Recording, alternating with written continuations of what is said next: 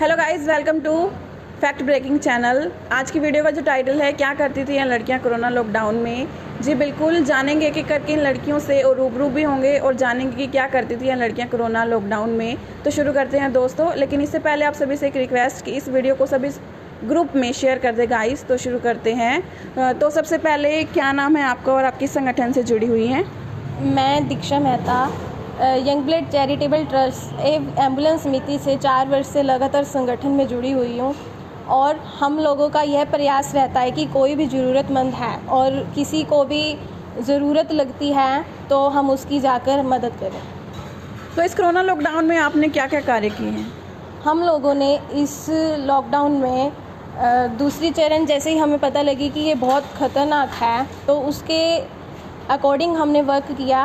जिस गली में ट्रैक्टर नहीं जा सकता था तो हम लोगों ने स्वयं अपने कंधे पर ढोली बांधकर उसे सैनिटाइज़ किया और लोगों को प्रेरित करा कि आप ज़रूरी होने पर ही घर से बाहर निकलें, मास्क का प्रयोग करें और आप लोग शाकाहारी खाना लें और अपने खान पान का ध्यान रखें और सैनिटाइज़ करते रहें, 2 गज की दूरी बनाकर रखें। और हम लोगों ने ज़रूरत पड़ने पर मरीज़ों को ऑक्सीजन, जो इस बार ऑक्सीजन का हाहाकार मच गया था, ऑक्सीजन के 100 से अधिक केसेस को हमने पूरा करवाने का प्रयास किया। और जिसे बेड की ज़रूरत होती थी और ब्लड की, प्लाज्मा की, जिस तरह से ज़रूरत होती थी और हमारे पास केस आते थे, हम उसे पूरा करवाते थे। तो क्या ये सेवा अभी भी चल रही है? आपने खुद भी देखा होगा कि बढ़ती गर्मी के प्रकोप से इसका थोड़ा असर कम हो गया और हमारे केसेस में गिरावट आ गई है। तो उसको देखते हुए ये केसेस थोड़े कम भी हो गए हैं, थोड़े सुधार है इसमें, लेकिन केस अभी भी आ रहे हैं। हमें इनसे बचने की ज़रूरत है। अभी भी हमें घर से बाहर हम अभी भी ना निकलें, जो सरकारी गाइडलाइंस आ रही हैं हम उनका पालन करें। तो जैसे हमारे पास पहले डेली बहुत सी कॉल्स आती थी तो अब गिरावट होने की वजह से इसमें कॉल्स थोड़ा कम हो गई है। और मैं सरकार का भी इसमें बहुत बड़ा धन्यवाद करती हूँ कि जो उन्होंने एक हमारे को लिंक दिया था जिस पे ऑक्सीजन की हम जिसको दिक्कत होती थी, ऑक्सीजन नहीं मिल पाती थी, उस पे हम स्वयं रजिस्टर्ड करते थे और हमें 1 से 1.5 घंटे के अंदर हम उसे पूरा हमें मिल जाती थी।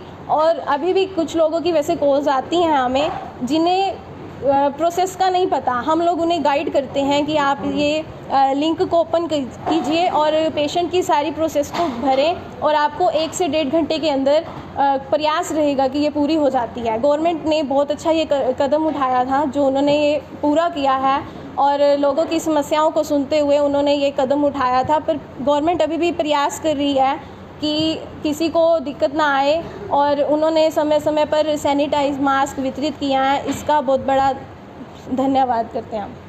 तो इन सेवा कार्यों में किसने आपका साथ दिया है? इस सेवा कार्य में फर्स्ट ऑफ हमारा परिवार होता है जो हमें सहयोग करता है। उसके बाद टोहाना शहर की काफ़ी सामाजिक संस्थाएं हैं, सामाजिक लोग हैं। जैसे कि हम लोगों ने सैनिटाइज़र करा तो इसमें हमारा शिवनंदी गौशाला ने बहुत बड़ा सहयोग दिया।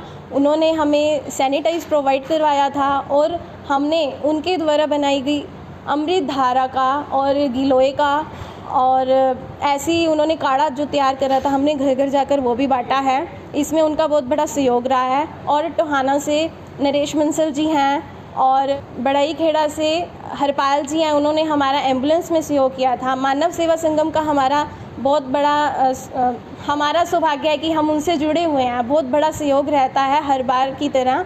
तो मैं इन सभी का बहुत बहुत धन्यवाद करना चाहती हूँ कि हम लोगों के साथ ये लगे हुए हैं और आगे भी प्रयास रहेगा। यदि कोई ऐसी आपदा आती है तो हम लोग इकट्ठे मिलकर इसको आपदा को ख़त्म करें। तो जैसे कि आप एक लड़की हैं और सेवा कार्य में आप लगी रहती हैं, तो इन सेवा कार्य को करते हुए आपको कभी कोई परेशानी आई है? जी नहीं, मुझे ऐसा कभी फील नहीं हुआ कि मुझे कोई परेशानी हो रही है, क्योंकि जब तक हमारे को कोई परेशानी नहीं आएगी हम उससे सीखेंगे भी नहीं। तो हमने ऐसे करते हुए बहुत कुछ सीखा है। तो पर कई केसेस में हमारे साथ ऐसा हुआ कि जब तक हमारे पास वो रिक्वायरमेंट आई तो आते आते बहुत देर हो गई थी। तो ये परेशानी हुई हमें थोड़ी, पर अब सभी नॉर्मल है तो हम सभी के लिए दुआ करेंगे कि जो बीमार हैं वो जल्दी से स्वस्थ होकर अपने घर जाएं। तो ऑक्सीजन और प्लाज्मा के कितने केसेस आपने पूरे करवाए हैं? हम लोगों ने शहर वासियों के सहयोग से हम लोगों ने फ़तेहाबाद, सिरसा, रतिया, जाखल, मुनक के केसेस में अपना ये योगदान दिया था और 100 से अधिक ऑक्सीजन की रिक्वायरमेंट्स को फुलफ़िल करवाया था और 50+ बेड्स का भी हमने अरेंज करवाया था। ऐसा नहीं है कि हमारे पास ये खुद की चीज़ थी और हम उसे बेच रहे थे या उसका हम दिलवा रहे थे, ऐसा नहीं है।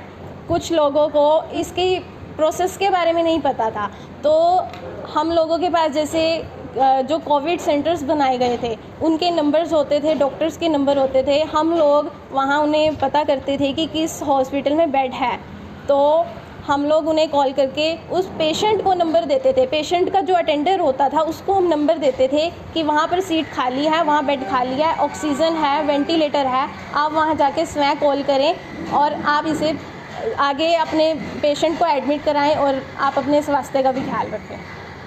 जी शुक्रिया Diksha Mehta ji. Thank you so much fact breaking channel.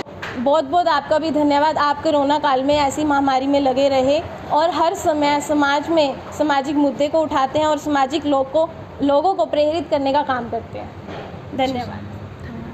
तो दोस्तों, जैसा कि आपने देखा कि यह नवयुवतियाँ घर बैठने की बजाय या फिर किसी इधर उधर या अनाप शनाप चीज़ों में अपना समय व्यतीत करने की बजाय पूरे जी जान से, डेडिकेशन से, डिवोशन से इन्होंने समाज सेवा की है, जिसकी वजह से बहुत से लोगों की जान बची है, बहुत से ज़रूरतमंद लोगों की सहायता हुई है और बहुत से लोगों को, भाई बहनों को प्रेरणा भी मिली है। तो दोस्तों, आप सभी से रिक्वेस्ट है फिर से कि इस वीडियो को आगे से आगे आप शेयर कर दें। हमारे Facebook channel fact breaking news को आप फॉलो कर लें और इन नवयुवतियों से आप प्रेरणा लें और इस वीडियो को आगे शेयर करके दूसरे लोगों को भी आप प्रेरित करें। Thank you guys.